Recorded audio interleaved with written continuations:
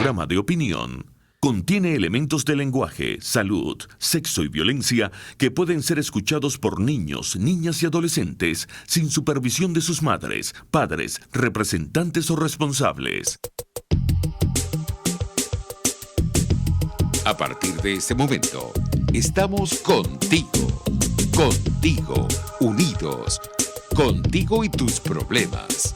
RCR presenta Contigo, Voluntad Popular. Muy buenas tardes, con apenas la 1:03. Les acompañamos como todos los viernes aquí en este espacio que nos brinda RCR Contigo.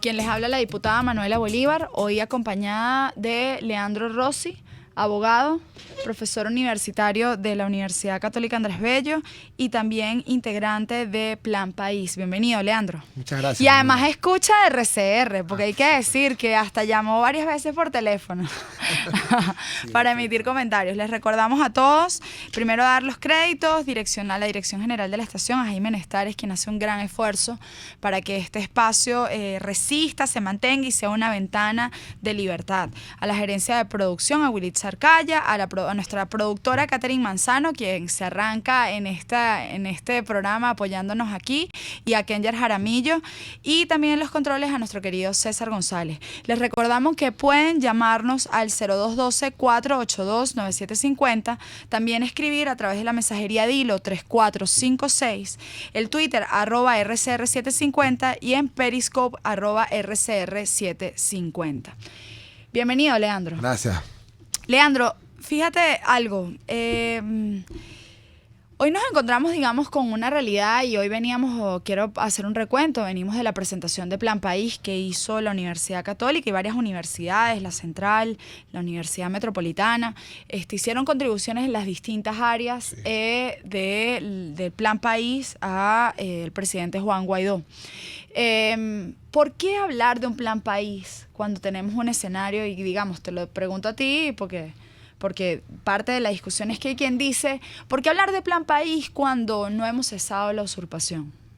Bueno, muchas gracias por tu invitación y además saludos especialmente a este bastión que ha sido víctima también de la represión y que aún así se mantiene, y eso es loable, y muchísimas gracias por estar aquí. No, a ti. Bueno, fíjate, eso es precisamente una de las cosas que yo creo que va a ser distinta a esta transición a otras transiciones, porque hay una frase, vamos a decir así, incluso bíblica, que decía, espéreme velando, o sea, que no nos agarre esto con las pijamas o dormido. La transición es indefectible, o sea, el cambio de sistema viene porque las cosas se agotan, así de sencillo. Las cosas se agotan y este modelo se agotó. Y entonces podemos tener dos formas para recibir el cambio: sin hacer nada o haciendo todo, pensando que el día es hoy. Y yo creo que las transiciones son generalmente muy, muy, muy difíciles. Y utilizando la frase de una persona a quien sigo que toca este tema, esto es tragarse no una espina de pescado, es un puerco espín entero. Y las transiciones es muy, muy, muy difícil. Y una ventaja competitiva que podemos tener es estar preparados. Eso te da claridad mental y te da esperanza y te da utilidad a saber que tu paso por ese camino va a ser por lo menos con cierto grado de conciencia, y va a serlo mucho, mucho menos difícil de lo que pudiese ser. Ahora, en una transición, y digamos, yo ahí coincido contigo, y de hecho ayer estuvimos en el sector de Macarao, que además un sector en el municipio de Libertador, además súper bonito, el casco histórico de unos 500 años. Un sector que, por ejemplo, ha resistido a ser tomado por grupos como el FAES, inclusive a que sus símbolos tienen una figura de Simón Bolívar, que es de bronce. Intentaron llevársela y el mismo sector, digamos, se organizó y limitó que eso no pasara. Ayer hablábamos del que al final esto que estamos viviendo está en una etapa terminal, y que en efecto, o sea, los tiempos humanos tienen unos tiempos distintos a los tiempos sociales, y que hay quienes dicen que tenemos 20 años en esto, lo cual es cierto, pero hay una sociedad que se resiste a ser dominada. y que al final estamos hoy viendo una etapa final. ¿Por qué? Porque es inviable el sistema tal y como está. O sea, hoy el apagón le dejó claro a gente del régimen y a todos que digamos que con esto no vamos a ningún lado, sino más bien a más oscuridad. Correcto. Y literalmente, o sea, como decía hoy Juan, bueno, podemos tener potencial ¿cómo se llama? Hidroeléctrico, pero al final hoy Maracaibo está sin luz, y muchos estados. Entonces, la transición, digamos, la transición en el fondo se teje por uno, empezar a aceptar en quienes están en el régimen que llegó el momento y que ya. O sea, es decir, que, y sobre todo en un régimen donde hay, por ejemplo, Leandro, y yo lo veía, muchos de los militantes que aún tienen allí, algunos son chamos entre 30, 40 años, ¿no? Y bueno, digo chamos porque nosotros, ella es uno de, somos de esta edad. Y al final, digamos, esta gente también tiene que empezar a pensar en su propia viabilidad. Claro. O sea, es decir, porque no hay sentido allí. Entonces, por un lado, quienes están dentro del régimen, comienza esta duda, y eso el 30 nos mostró cómo hay un sector del chavismo que no ve viable esto y que conspiró contra Maduro, ¿no? Pero luego, por otro lado, de nuestra parte, ¿qué tiene que prepararse? Hoy escuchamos a un chileno hablar y decir que al final se trataba también de tragar grueso algunas cosas. ¿De qué se trata ese tragar grueso de nuestro lado? No, es que el tema de la transición, lo explicaban hoy unos dos expertos chilenos que venían a hablar sobre el tema.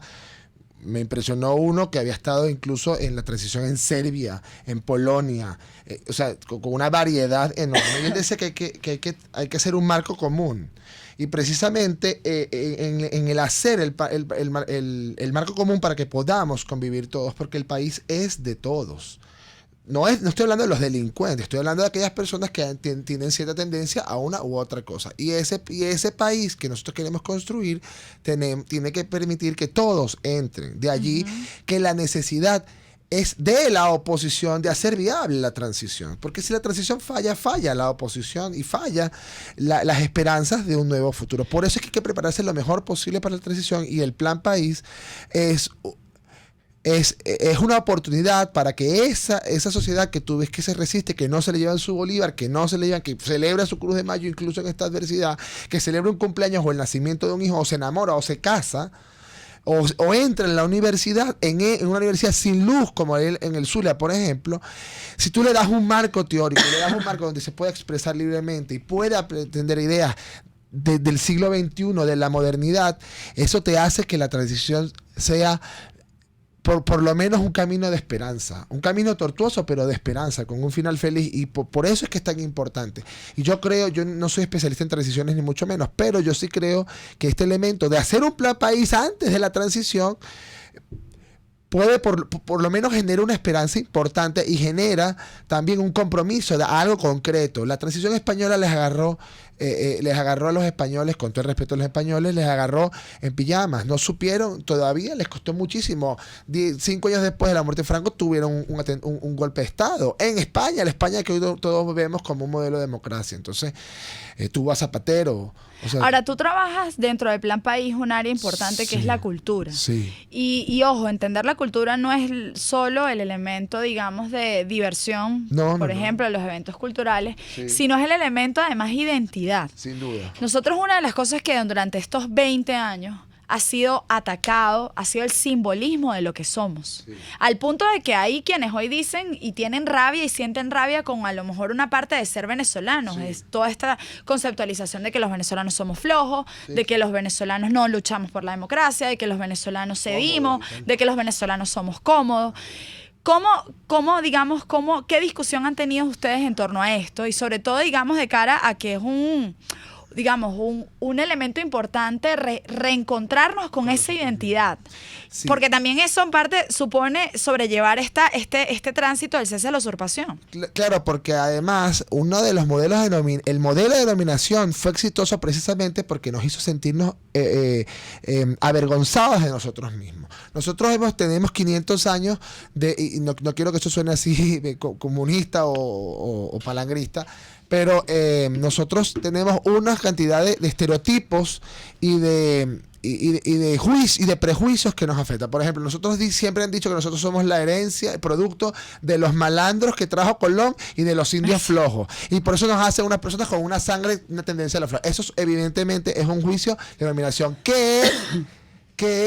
bueno, digamos, a finales del siglo XIX se propagó la necesidad de traer europeos para que mejoraran la raza y todos estos prejuicios que nos afectan, pero el chavismo se dio cuenta de eso y los explotó al máximo.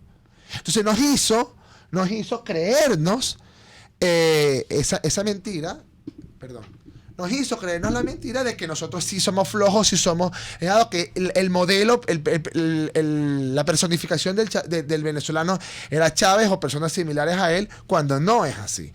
En el plan país nosotros nos hemos dado cuenta primero de que el sistema totalitario ha incluso llegado a agarrar los símbolos de la nacionalidad, y creemos más bien que el ser venezolano es el arma para luchar contra la dictadura y lograr el cese de la usurpación, porque en el reafirmarnos nosotros mismos desconocemos, por ejemplo, la transculturización cubana, por ejemplo, o desconocemos, por ejemplo, la separación política, cuando éramos un país absolutamente unido y absolutamente, donde, por ejemplo, en las fiestas tradicionales se olvidaban los rencores políticos.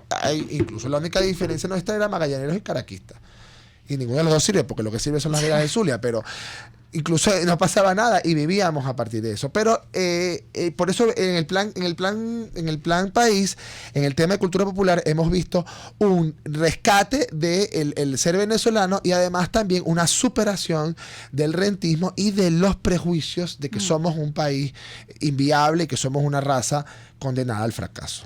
Ahora, ¿Cómo hacemos prácticas? O sea, por ejemplo, quiero responder aquí una pregunta. Dice, Plan País significa una reeducación de los barrios marginales, dotándolos de edificaciones dignas y acometidas sociales en derechos humanos. Sí, pero fíjate aquí, y Orlando, me permito, no con ánimos de generarte polémica, pero primero, una reeducación de barrios marginales.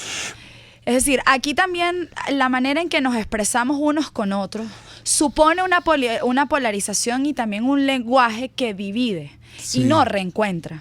O sea, porque es decir, hoy hay poblaciones que no han sido incluidas y que inclusive, o sea, de la cuarta, pues, o sea, es decir, el chavismo llega por algo. O sea, el chavismo no llega en el vacío, el chavismo llega por algo. Ahora, hoy se ha demarcado aún más la exclusión, porque es decir, cuando ya tú ves pobreza de ingreso en sectores urbanos, en urbanizaciones, porque simplemente no hay generación de empleo, no hay generación de dinero, o sea, hoy se hace vital no solo la inclusión, digamos, real a través de políticas, sino también narrativamente hablarnos distinto, contarnos distinto. O sea, el del barrio no es distinto a mí, ¿me explico? O sea, es decir, pero, a ver, o sea, siempre nos referimos, por ejemplo, cuando asumimos los ejemplos o las metáforas de la caja de clap. Bueno, ¿quién agarra la caja de clap o el bono? O sea, hay elementos ahí semánticos o narrativos hacia los otros que somos el mismo país. No sé si me explico. ¿Cómo integramos? ¿Cómo integramos en el fondo eso? ¿Cómo nos encontramos? Porque al final somos una sociedad, los venezolanos somos parejeros, ¿vale? O sea, exacto. Y eso yo creo que es lo que ha permitido que resistamos tanto tiempo a este totalitarismo y que esa misma cultura es nuestra mayor fortaleza. A eso es lo que vamos, y es verdad lo que dice, hay ciertas semánticas propiciadas también por el chavismo que lo que hacen es desencontrarnos y tal, y no es culpa, digamos, del que te escribe, sino de la semántica propia donde uno dice ese tipo de cosas y comulga con el lenguaje, porque el lenguaje es vivo, y esta gente se encargó de generar un lenguaje nuevo de división. Nosotros ahora... todos los barrios, todos los sectores son marginales. La definición de marginalidad se tiene acceso a los servicios públicos. Entonces tú tienes una zona, por ejemplo, en Chacao, que es tradicionalmente un sector supuestamente, no sé, de clase alta, qué sé yo, que tiene 40 días sin agua. Evidentemente eso no responde a los estándares, digamos, de primer mundo o de clases altas. Evidentemente hay igual la misma escasez que hay, los mismos problemas higiénicos que hay en un lugar, digamos, tradicionalmente popular. Fíjate una cosa, por ejemplo, hablas de reeducar los barrios y tal. Aquí se perdió una oportunidad enorme. Aquí se hicieron 2 o 3 teleféricos. Cuando Medellín hizo los teleféricos, ¿qué hizo?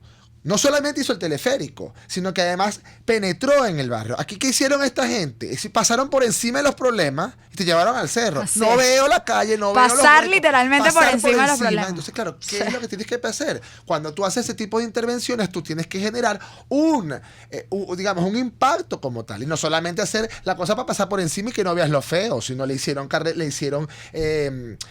escaleras eléctricas, le hicieron murales, ahora la gente va a esos barrios como si los turísticos. ¿Eso va a pasar? Sí, claro que va a pasar, pero también hay que rescatar, por ejemplo, el Parque Arauco, que es absolutamente urbano y está completamente perdido, por poner un ejemplo en Caracas, o en Maracaibo, poner el Paseo de la Chinita. Eso, evidentemente, también eso es parte de la marginalidad, porque estamos al margen de los servicios sociales y de la optimización de los espacios.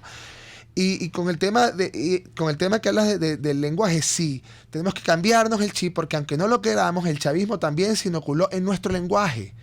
Y nosotros tenemos un lenguaje divisionista, tenemos un lenguaje separatista y tenemos un lenguaje que solamente le hace bien. Aquí se olvidó de marginales, de pobres, de ricos, eso se olvidó. Todos somos iguales. Sigo hablando con el profesor universitario Leandro Rossi.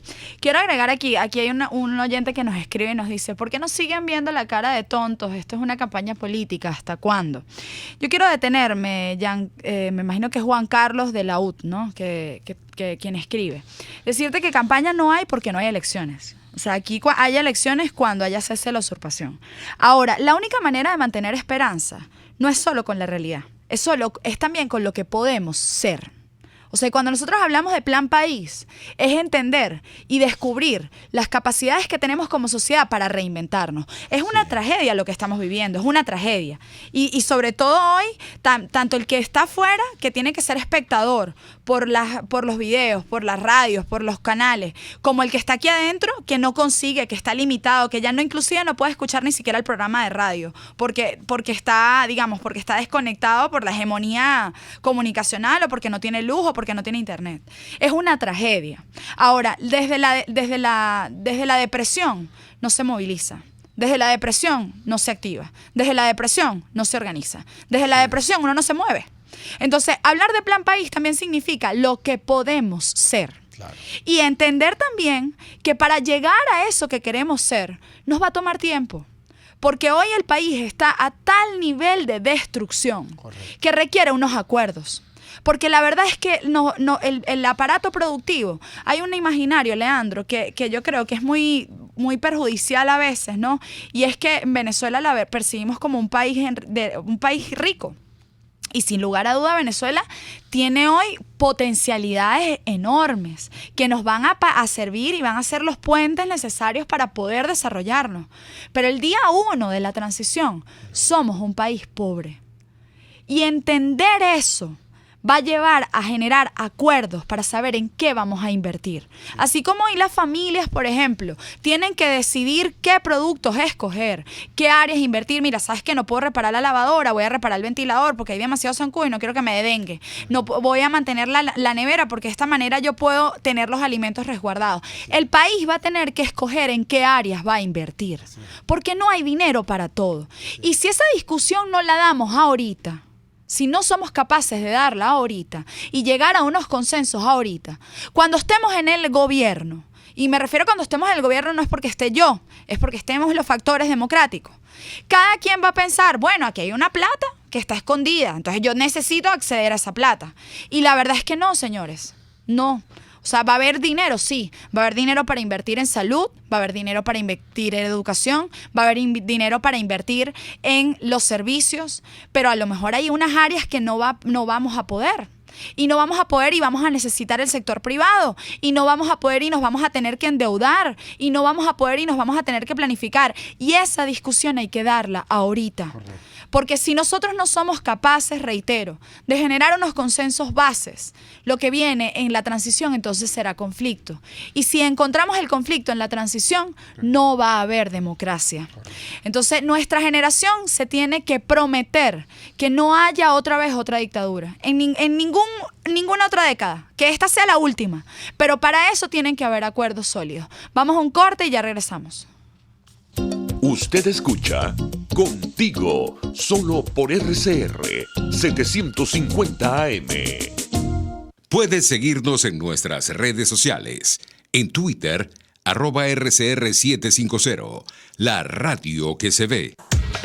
Para tus celebraciones privadas, familiares, laborales o de graduación, te recomiendo el restaurante Lon Low. Acércate y pide tu presupuesto y ponle música, decoración, pasapalos, comida y más a tu celebración. Acércate y coordina para que tu celebración sea inolvidable y degustes exquisitos platos nacionales e internacionales. Avenida Teresa de la Parra en Santa Mónica, calle Rufino Blanco Fombona a la derecha después del centro comercial. Bar restaurante Lon Low, poquito, pero sabroso, Nelson Mandela, el valiente no es el que siente miedo, sino el que vence ese temor. RCR 750 AM, porque lo bueno une. El doctor José Eduardo Troconis y sus especialistas invitados le ayudarán a obtener cada semana el secreto para mejorar su calidad de vida en RCR Salud. Usted podrá comprobar la veracidad de las tradicionales técnicas y últimas tendencias que se divulgan acerca de la salud y la medicina en nuestra sociedad. Hay mucho más dedicación y hay mucho más experiencia. Tenemos las herramientas. RCR Salud, todos los domingos a partir de las 10 de la mañana por RCR 750 AM. Les estamos presentando Contigo, el espacio donde tú y tus dirigentes se escuchan, solo por RCR 750 AM.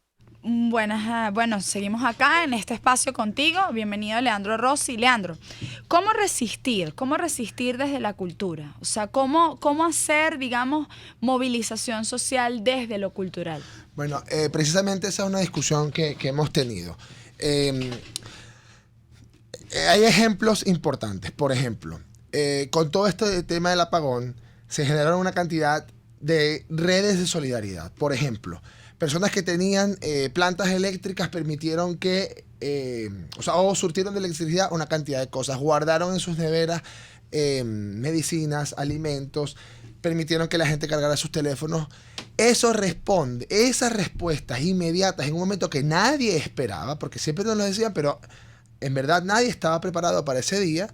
Eso demostró que la forma de ser del venezolano y su forma y su creencia cultural actuó de esa manera. Y eso fue un ejemplo de resistencia. Porque a pesar de que evidentemente el gobierno no quería que hubiese el apagón, pensaba que podía controlar el apagón o que del apagón sacar provecho, y no lo logró, más bien fue lo contrario. La gente volvió a tejer redes y eso puede dar una muestra concreta de la resistencia. Pero además hay otra resistencia cuando tú tienes, por ejemplo, gente que todavía sigue manifestándose. O le pongo un ejemplo clarísimo de resistencia. Nosotros acabamos de comenzar el semestre en la Universidad Católica Andrés Bello en Derecho, en primer semestre. Y hubo un muchacho que se vino a pie desde la Candelaria hasta Antímano, a pie porque era su primer día de clases. Y porque él no se podía dar el lujo de no estar en su día de clases el primer día. En un país absolutamente devastado, saliendo del apagón y además estudiando Derecho, que es una carrera que probablemente no sirva porque en Venezuela, según dice mucha gente, se acabó el Estado de Derecho. ¿Cómo tú le dices a ese muchacho, cómo la Universidad Católica dice a ese muchacho, no puedes venir porque se acabó, porque este país no puede ser nada? No, esa universidad se hizo para que ese señor ese día estuviera. Se hizo 60 años para que cuando ese señor llegara, encontrar las puertas abiertas y pudiera resistir a la opacidad, pudiera resistir al totalitarismo y pudiera ver en la universidad, por ejemplo, una ventana, digamos, al pluralismo y al futuro. Es decir, ¿cómo resistimos? Pues preservándonos nuestros núcleos, preservando nuestros bastiones. Nosotros estamos en una guerra de trincheras y la trinchera hay que mantenerla a como dé lugar. Tú tienes que preservar la estabilidad en tu barrio. Tú tienes que preservar... Por ejemplo, la identidad. O sea, es decir, por ejemplo, la idea de las salir. Movilizaciones, las quemas de Judas, por ejemplo, fue una manifestación de protesta, además cultural, y en todos los barrios hubo quemas de Judas este año. Y en urbanizaciones también. Sí. Y en urbanizaciones, y la gente estaba pendiente más, algo que se pensaba que era popular, ahora se apropió todo el mundo porque fue una forma de resistir y una forma de ser. ¿Qué más? El trabajo, el venir aquí, el conversar, el salir a la calle a disfrutar, a tomarse algo en estos momentos tan difíciles. Tiene que hacerlo. Mire, la resistencia francesa cuando la invasión, media Francia capituló y la gente, está bien, luchaba de lunes a jueves, pero viernes y sábados podían salir a los bares de París, porque es una forma también de resistir, porque la alegría, porque la esperanza, porque el compartir con los demás, el unirse con los demás también es una forma de resistencia. Ahora, Leandro, una pregunta. A mí me ha causado, digamos, o sea, ha sido llamativo cómo en las protestas, por ejemplo, el himno se ha desdibujado. O sea, cómo la gente de repente confunde estrofas cuando canta el himno. Entonces, sí. Es decir, en esa reafirmación, por ejemplo, también conviene en estos momentos, en un escenario en donde el régimen busca borrarnos, o sea, borrar nuestra historia, borrar nuestros símbolos, borrar nuestra identidad.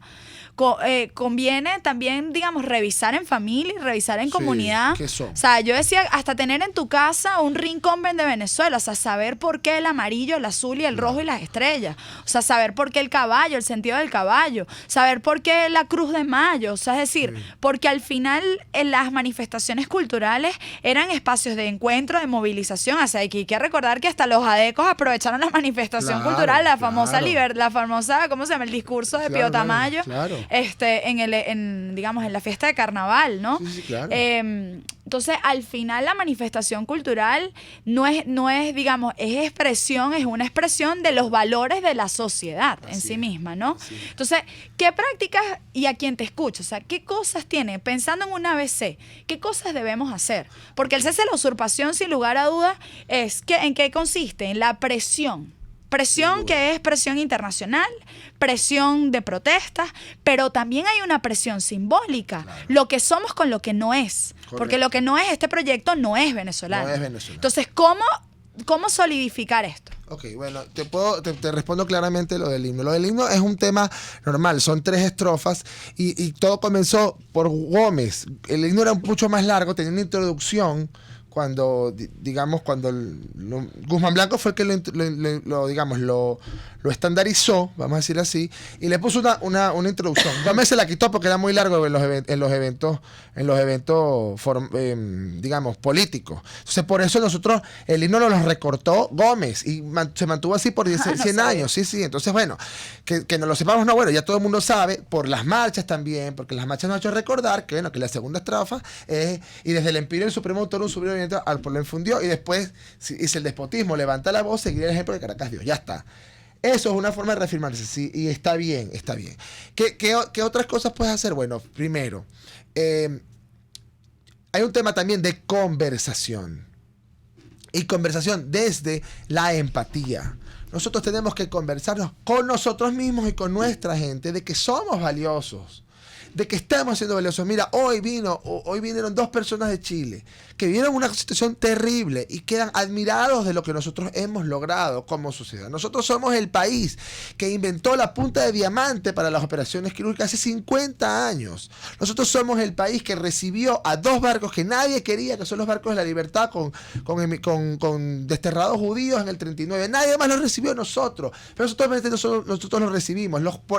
La gente de Puerto Cabello salió a las calles con sus carros a iluminar la llegada a una gente que estaba siendo expulsada de su patria. O sea, esa forma de ser de nosotros, que somos resilientes aún sin saberlo, es una forma. Un ABC 1 puede ser crear redes de solidaridad. Tú tienes gente, tu vecino está pasando necesidad y tú tienes que ayudarlo porque no llegan. Ojalá llegaran las clases del CLA para todos. Porque no tendrás por qué excluir a nadie, porque también los que viven en el cafetal o los que viven en el Latillo también necesitan subsidio porque no alcanzan los reales, así de sencillo. Entonces, ¿qué puedes hacer?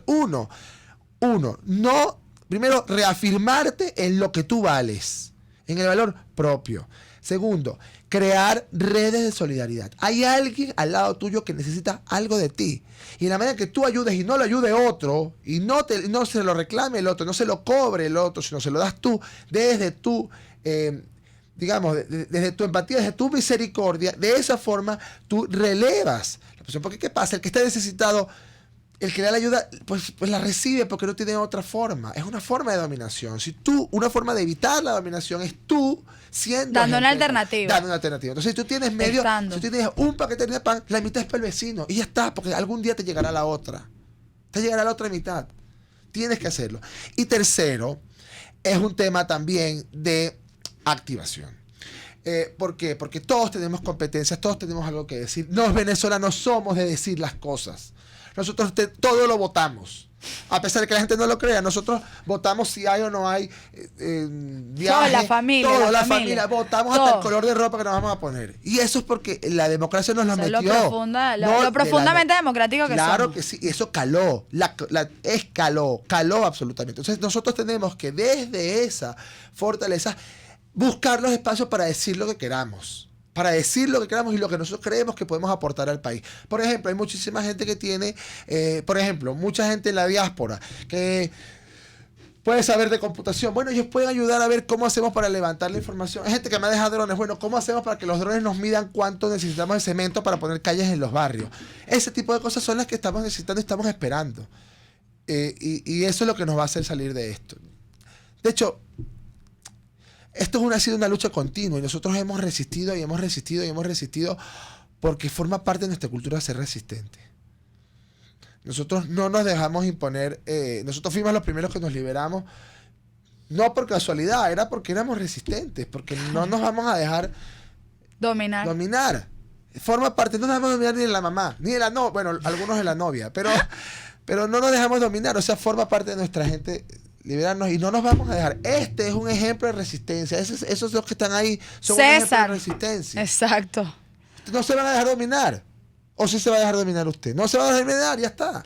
Entonces, esa es la forma de luchar contra la ciencia y la usurpación. Y al final esto es cuestión de tiempo. O sea, es decir, hoy la verdad, y es entender, porque hay quienes dicen, bueno, pero ¿por qué no ocurre ya? O sea, al final, una dictadura tú no la determinas, que cae en un momento en que cae. Ahora, es presión. O sea, tú le inyectas presión. Yo te voy a poner un ejemplo que es de la historia de este país. Un ejemplo de la historia de este país. Rómulo Betancourt, cuando murió Juan Vicente Gómez, Rómulo Betancourt le escribió una carta de Raúl León y dijo, palabras más palabras menos, muchacho, chamo, yo pensé que nunca se iba a morir él. Me morí yo primero que se iba a morir Juan Vicente Gómez. Y se murió. Y él, que estaba en el exilio, dijo, se murió y es mi momento. Porque es una cuestión de tiempo. Porque lo único irreversible, o sea, lo único que no es reversible es el paso del tiempo. Claro. Y las dictaduras son reversibles. No son irreversibles, son reversibles y terminan de la peor manera o de la mejor manera, como ella quiera. Nosotros tenemos que estar en vela, que no nos agarre esto en pijama. Por eso el Plan País es una forma importante de hacer algo concreto para el día. Así es. Para el día. Bueno, vamos a un corte y ya regresamos. Pluralidad, libertad y respeto. Estás escuchando Contigo, solo por RCR 750 AM. Puedes seguir nuestra programación a través de rcr.tv, la radio que se ve. Superar una lesión es trabajo de profesionales. La unidad de cirugía articular y medicina deportiva Haroldo Macareño y Guillermo Rangel cuenta con el mejor equipo de traumatólogos en medicina deportiva, cirugía artroscopia y reemplazos articulares. Ubícalos en la Policlínica Metropolitana o al 0414-305-8176. Superar tu lesión es nuestro compromiso. ¿Te imaginas unos deliciosos y súper cremosos helados libres de azúcar, libres de lácteos, libres de huevos, libres de gluten, libres de culpas? Te lo tengo. Heladería Vegan Fruit lo hizo posible y aptos para todo tipo de personas. Los heladitos Vegan Fruit los encuentras en los mejores supermercados y tiendas de delicateces. Síguelos en las redes. @heladería Vegan Fruit. Amor vegano y cremoso. RCR 750 AM. Porque lo bueno une.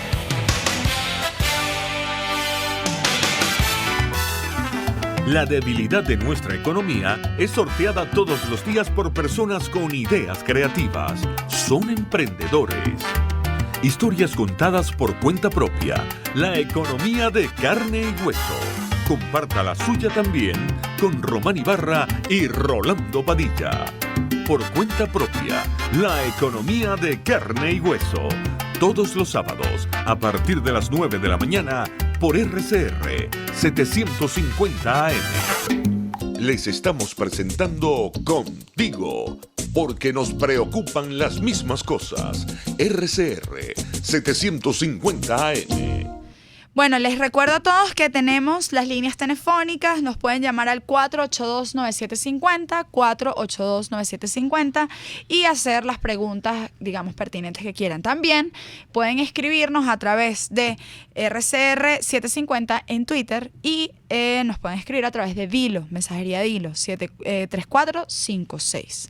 Leandro, reitero, cese la usurpación. Sí. Hoy hay gente que apuesta solamente a que haya una invasión. O sea, de hecho hay una gran discusión entre, no, aquí no hay nada que hacer. Aquí no hay nada que hacer, esto se resuelve es que con que invadan. ¿Cuál es tu opinión al respecto? Tú como demócrata, tú como ciudadano, tú como profesor universitario. Yo tengo, tengo una opinión muy particular y la hago absolutamente mía. Yo quiero ponerles una pregunta concreta. Yo les planteo lo siguiente. Un muchacho de 19 años que está en un regimiento yo no conozco muy bien los Estados Unidos, pero creo que Wisconsin es un estado o algo así. Un muchacho que esté en una ciudad en los Estados Unidos es un regimiento. Él va a venir, se lo van a llamar, lo van a sacar de su regimiento, de sus ejercicios militares, a defender a Venezuela del chavismo. Y mi hermano Leandro Rossi, que está en Bogotá, Leonardo Rossi, que está en Bogotá, él no va a venir. No, va a venir el muchacho de Wisconsin. O sea, es una realidad que yo pongo, porque el tema de la invasión es un tema demasiado complicado, demasiado complejo, que digamos, implica demasiadas aristas y que además no depende de lo que digamos los venezolanos o la Asamblea Nacional o Juan Guaidó o quien sea. Eso depende de una decisión de Estado de otro país que nosotros no tenemos ninguna forma de entrar. Esos son puntos de cuenta de ministros. Esos son presupuestos que hay dispuestos para eso. Es financiamiento público de otros ciudadanos para esto. Que además debe ser aprobado por la Asamblea Nacional, que debe ser, o sea, que pasa por una cantidad de procesos burocráticos que no dependen de nosotros. Entonces, esa es una realidad que la gente no está viendo. Yo esto quiero decir que no depende a mí me da risa, dicen 187 numeral 11. Eso como si tú llamaras una pizza. Mira, marca 187 numeral 11 para la invasión. 1 si la quieres hoy, 2 si la quieres mañana. Bueno, mira. Eso no depende de nosotros. No depende de nosotros. Es como decir si va a llover o no va a llover. Mira, eso no depende de nosotros. Ahora, si llueve yo me llevo un paraguas. Si no llueve, pues no me llevo el paraguas. Ojo, y en ese sentido quiero decir y reiterar el mensaje que dice el presidente Juan Guaidó. Y es que se trabajan en todos los ámbitos. En todos los ámbitos. Ahora, si ese escenario no es el único. No es el único. Y el escenario interno es fundamental. Y es de movilización y es de presión. Fíjense, hace 2 días hubo en todo el país alrededor de 40 protestas. Sí. Por agua, por luz, por lo que fuera. O sea, es un país que no se deja de mover, Leandro. No se deja de mover. Entonces, colocar en el escenario externo y decir que solo se resuelve a través de una invasión es primero asumir una posición pasiva. Sí. O sea, es decir, bueno, o sea, esto es lo que Smith tiene que venir a resolver, lo que Rodríguez no viene a resolver, o lo que Bolívar no viene a resolver, o lo que Rossi no viene a resolver. Sí. O sea, es decir, nosotros hoy tenemos un rol y tenemos una responsabilidad. Y esa responsabilidad es organizarnos. O sea, yo estuve ayer, mira, Leandro, es que yo estuve ayer en Macarao y quedé fascinada. Jesús Armas me invitó, el diputado el concejal Jesús Armas me invitó. Y eran 40 personas en la Plaza Bolívar, o sea, un lugar que además con inseguridad, de hecho para ya atravesarnos, bueno, tuvimos varias alcabalas del FAES, de la Guardia Nacional, y aún así estuvimos hasta las 8:30, 8:45, estuvimos ahí metidos en Macarao, conversando con los vecinos. ¿Pero para qué? Para organizarnos, y es resistir desde mi núcleo familiar, es resistir en mi esperanza, es resistir en la radio, o sea, hacer que esta radio siga funcionando, que este programa se siga dando, que los mensajes sigan estando, que RCR siga funcionando, es resistir en la medida en que no permitamos que nos quiebren, ¿no? Claro. O sea, y es también, digamos, elevar esa presión, porque hoy el chavismo no la tiene fácil. O sea, el chavismo sabe que están en fase terminal. Claro. Y no se pueden reinventar. No tienen plata, no tienen coaliciones internas, hay desconfianza, nadie sabe en quién confiar, todos conspiran contra todos. O sea, y al final nosotros tenemos que mantener nuestra cohesión. Así es. Y quiero decirlo porque digamos, no podemos solamente cifrar las esperanzas, como te digo, en la decisión de un Consejo de Ministros de otro país. Y no porque no sea malo el Consejo de Ministros del país. Ojalá tuviéramos ese Consejo de Ministros, por ejemplo, de Canadá, que ha sido un país con una labor importantísima en atacar la dictadura. Pero es un elemento que no manejamos. Y ese no puede ser nuestro asidero, porque no lo manejamos. Es una lista que no controlamos. Y usted no puede hacer absolutamente, no puede basar su actuación y su futuro en una cuestión que no condena. Supongamos que estuviéramos todos en contra de la invasión. No, y la invasión se da. Pero supongamos, vamos a poner el ejemplo, que ningún venezolano quiere la invasión y la invasión se da. Porque no depende de nosotros. O el caso contrario, que todos estemos a favor y no se dé. No depende de nosotros. O sea, claro, pero fíjate algo. Nadie está diciendo, y a nivel internacional se está trabajando en las distintas denuncias, en las distintas articulaciones, en los distintos. así es. El 30 de abril nos mostró que el núcleo, el anillo de poder, Se fracturó. conspiró. O sea, es decir, que no terminaron, pero es decir, ahí pasó algo.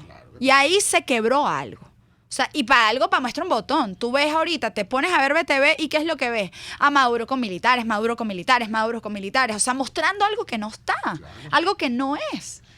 Y ojo, y no es por qué, porque eso es como que tú habías agarrado a tu pareja con otra persona y además tienes que sentarte a desayunar y el tipo o la tipa, o sea, con las llaves, la cartera, todo lo tuyo. O sea, es que es el descaro, obvio, y además tienes que estar allí. O sea, ahí no hay confianza. Y ellos lo saben. No hay dinero. Porque más allá de un pacto ideológico, es un pacto cleptocrático de cuánto roban. No hay dinero. Entonces, ¿qué hay? ¿Qué es lo que hay? En efecto, hay temor de abandonar el poder. Miedo, exacto. Hay temor. Porque, en efecto, están enquistados para algo, por algo. Ahora, hay unos que parecieran que no les importa, tener el poder a costa de la muerte de millones de venezolanos. Hay otros que dudan, no porque les importa la muerte de los venezolanos, como el caso de muchos enchufados, sino porque no hay rentabilidad en sus negocios. Y porque no se proyecta. Entonces, hoy, nuestra razón de ser es, sin lugar a duda, que haya una presión internacional para todo aquel que viole los derechos humanos, que haya cualquier escenario. Pero si no sea un escenario que no manejamos nosotros, nosotros tenemos que pujar un escenario de cambio. O sea, porque si yo me pongo aquí, desde este programa de radio, digo, bueno, aquí hay que esperar que vengan los agentes externos. Bueno, ¿y qué pasa si no llegan? ¿Qué pasa si mi decisión es estar aquí, vivir aquí? O sea, estamos en un esquema de dominación. O nos dominan o nos exterminan. Entonces, si yo asumo una actitud pasiva, ¿qué va a pasar? Me van a exterminar. Y en ese sentido hoy, por eso es que hablo de resistir. Y resistir es organizarse. Resistir es hablar de plan país. ¿Por qué? Porque tú tienes una hegemonía comunicacional diciendo que aquí lo que importa es el imperio, que nosotros negociamos, que no sé qué, que nosotros no tenemos plan, que estamos divididos. Hoy más que nunca la oposición está unida. Hoy más que nunca los partidos estamos unidos, no solo en propósito, sino en sentido. Hoy más que nunca hay unidad, hay un plan, hay un liderazgo, hay un camino, que es duro, que no tenemos tiempo, que no hay fechas, es verdad, pero tenemos las formas y lo estamos haciendo, porque a mí me dejó claro el 30, que quebramos el anillo 1. Claro que sí. Mira, aquí muy poca gente se acuerda que el 1 de enero de 1958 hubo un golpe de Estado infructuoso que lo hizo el capitán Trejo de la aviación. Y el 1 de enero estaba el dictador Pérez Jiménez bailando en la fiesta del 1 de enero y tenía a la mitad del país levantándosele. No se pudo, controló entre comillas la fuerza y el 23 de enero lo tumbaron. Y era un gobierno absolutamente militarista, bastante parecido a esto. Bueno, tan parecido a esto que de las primeras reuniones que tuvo Chávez después que salió de Yare fue ir a ver al dictador en España. A un dictador con dictador se unen, claro. Pero esa es una realidad. ¿Quién se iba a imaginar el 1 de enero, después del fraude del 57, quién se iba a imaginar que el 1 de enero, en plenas celebraciones de Navidad, con lo importante que son las celebraciones de Navidad y de Nuevo para los venezolanos, iba a haber un golpe de Estado que se desarrolló y que no fue exitoso? Pero 22 días después se hizo la huelga y el día siguiente cayó. No, y fíjate algo. Estaba fracturado. Y fíjate algo, aquí la verdad no se trata y creo que nosotros estamos viviendo momentos muy dolorosos, pero no se trata de ubicar culpables de por qué esto no ha terminado. Estos fueron 20 años con una bonanza petrolera, 20 años en donde inclusive en el 2014 había gente que pensaba que estábamos en una democracia en crisis, 20 años en donde se subestimó el proyecto comunista, 20 años, y aún resistimos. Y aún estamos acá, y aún hay organizaciones políticas, aún hay iglesias, aún hay solidaridad, aún hay tejido. Entonces, en ese sentido, no se trata de señalar culpables, sino quizás lo que aquí hago, y lo hago por un comentario que hace Mario aquí en redes. O sea, aquí Mario, en verdad, es señalar que el camino es continuar, que el camino no es tener paciencia pasiva. No es de decir, dejo este problema en manos de otro. No, sino seguir asumiéndolo como lo estamos haciendo. Como el día de anoche ayer en Macarao, como mañana me toca en los Valles del Tuy, como, digamos, pasado están organizándose en Miranda, como están los campamentos humanitarios, como están los comedores, digamos, como está el tejido, resistiéndose en lo que somos. Porque al final las dictaduras son quiebres, son conjunto de decisiones son conjunto de personas que toman decisiones en contra de ese sistema. Decisiones que a veces es la omisión de una acción o decisiones a veces que es la promoción de una acción. Entonces ahora nosotros estamos pujando, el mensaje está calando en términos de que hoy hay unas Fuerzas Armadas en descontento. Mucho veo yo soldados ahí en la calle y uno los ve evidentemente cansados, al igual que uno, porque el salario no les alcanza, porque están desmoralizados, pero este es el momento de mantener y decir vamos gente, porque es verdad, hay cansancio, hay dolor, hay hastío, hay mucha frustración, pero no podemos en este momento dividirnos, no podemos en este momento dejar de hacer, no podemos en este momento tirar la toalla y simplemente decir esto lo resuelve alguien afuera. Ojo, afuera ya hay gente trabajando y afuera hay gente promoviendo, pero los que estamos acá tenemos que seguir marchando por agua, marchando por la Cruz de Mayo, marchando por lo que fuera, moviéndonos y haciéndonos. No sé qué opinas tú. No, así es, porque mire, el régimen totalitario se mete hasta en la cama de uno. O sea, tú te duermes con el régimen totalitario y amaneces con el régimen totalitario. Entonces, la finalidad del régimen totalitario es destruir, digamos, paralizar a las personas. Y en la medida que tú no te paralices, la dictadura no logra su cometido. Y quiero poner un ejemplo clarito con el tema de la frustración. Yo también estoy frustrado. Yo no me he ido a Venezuela, tengo 20 años viviendo esto y también hay días en que evidentemente me frustro. Este año se cumplen 30 años de la caída del muro de Berlín, que fue un muro que se creó de un día para otro. Y dividió por 29 años al país más culto de Europa, que era Alemania. Una gente que en vez de escuchar salsa y como nosotros escuchaban música clásica, el país más culto se dejó montar una pared que los dividía y que los ofendía en su gentilicio y en su dignidad. 15 días antes fue el último muerto que trató de cruzar el muro. 15 días antes murió. Él intentó cruzarlo y las fuerzas comunistas lo mataron.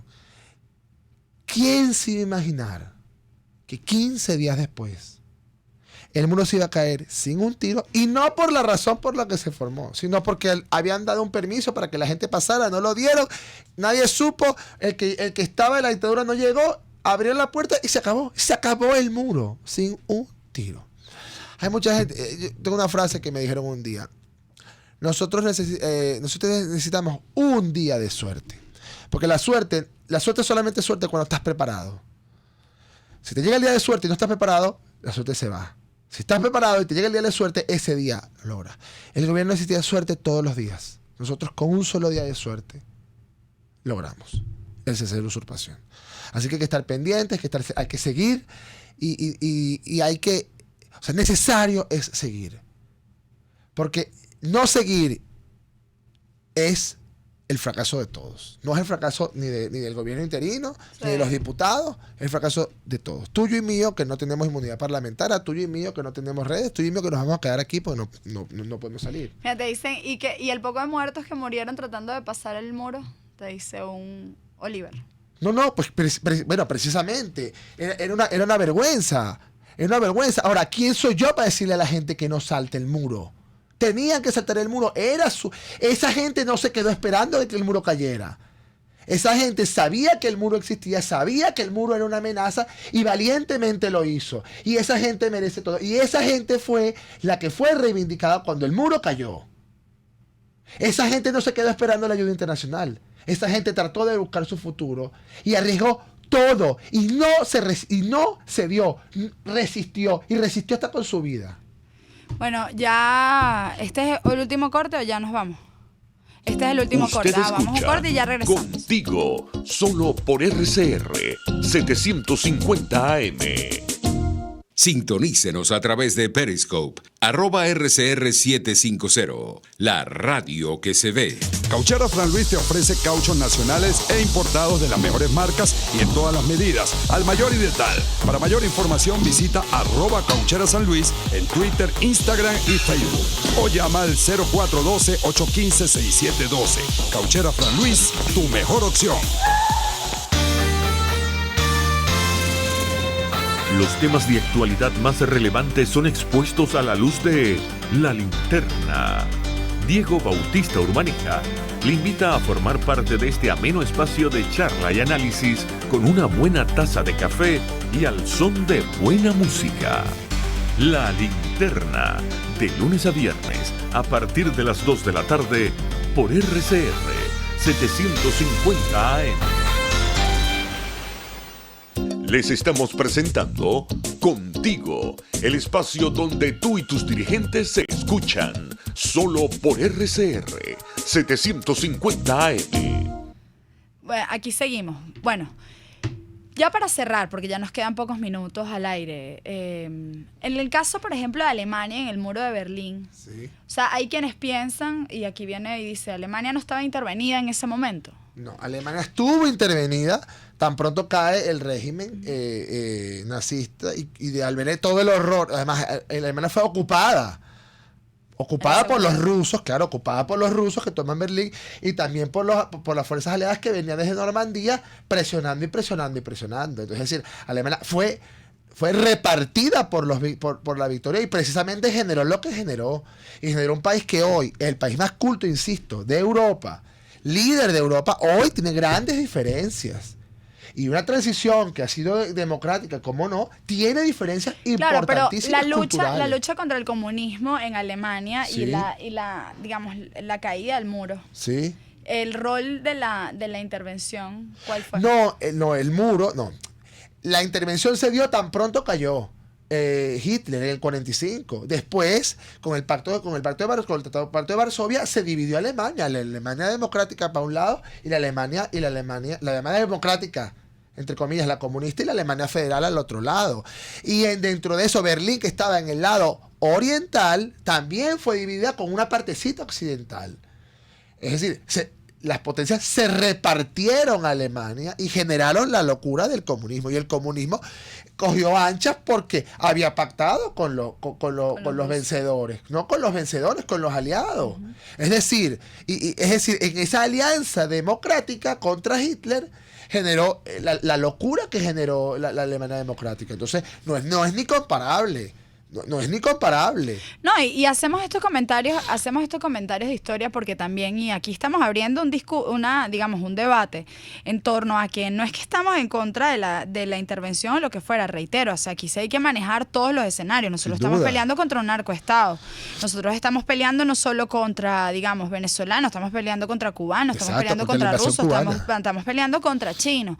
Ahora, es entender que también nadie dice, y en el caso, por ejemplo, la Asamblea Nacional ha enviado documentos, comunicación, y en efecto, o sea, hay mesas de trabajo para las distintas áreas. Ahora, cuando uno habla de la invasión, ¿qué rol jugamos nosotros? O sea, o cuando hablamos de cambiar, de pujar el cese de la usurpación, en verdad lo que tenemos es pensar qué rol día a día hacemos nosotros. Y en ese sentido, pensar que solo es un tema de que aviones vengan, nos quita un peso, nos quita una responsabilidad, nos quita el colocar el control en algo que digamos que no depende de la acción de uno, porque depende, digamos, de la acción y los presupuestos de otros países que decidan tomar una decisión sobre el territorio nacional. Entonces, en ese sentido, hoy la invitación en este programa, más allá de que no es convencer y decir que no, porque al final aquí todas las cartas están colocadas, todos los escenarios están colocados, todos estamos trabajando en múltiples escenarios. Es decir, día a día, ¿qué hacemos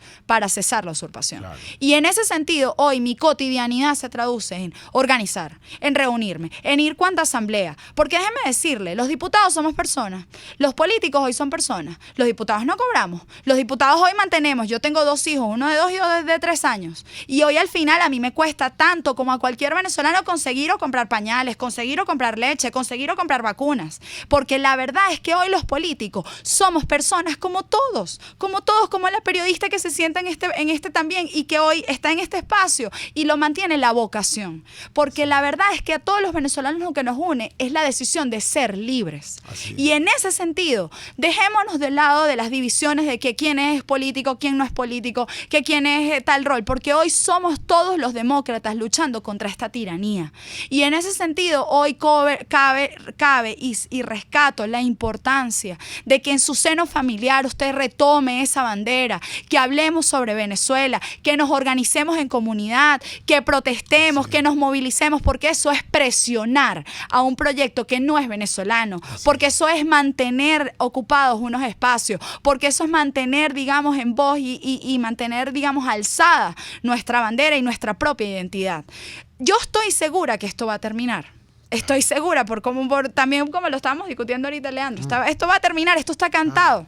Ahora, en el momento en que sea, nadie dice una dictadura termina un viernes a las 3 de la tarde. Eso ocurre por la presión. Lo que sí estoy segura es que si yo me siento a esperar, eso no va a pasar. Porque ahí veamos el pueblo cubano. Entonces, en ese sentido, hoy, la lección también que nos debe dejar el pueblo cubano es que tenemos que organizarnos, que tenemos que resistir, que tenemos que movilizarnos, que tenemos que hacer asambleas, que tenemos que hablar de plan país, que tenemos que ser solidarios, que tenemos. Porque eso ha sido el éxito de estos últimos meses. Mira, para cerrar, pues ya César me está haciendo... Sí. Has tocado el tema cubano y te lo quiero poner clarito. Cuba tenía ojivas nucleares y nunca fue intervenida. ¿Por qué? Porque no lo decidieron los cubanos. Pues fue un acuerdo entre los americanos y los rusos. Entonces, no depende la invasión de los cubanos ni de la gente de los países donde viven, sino de otras cosas. Y eso hay que verlo así. Ahora, lo que sí depende de nosotros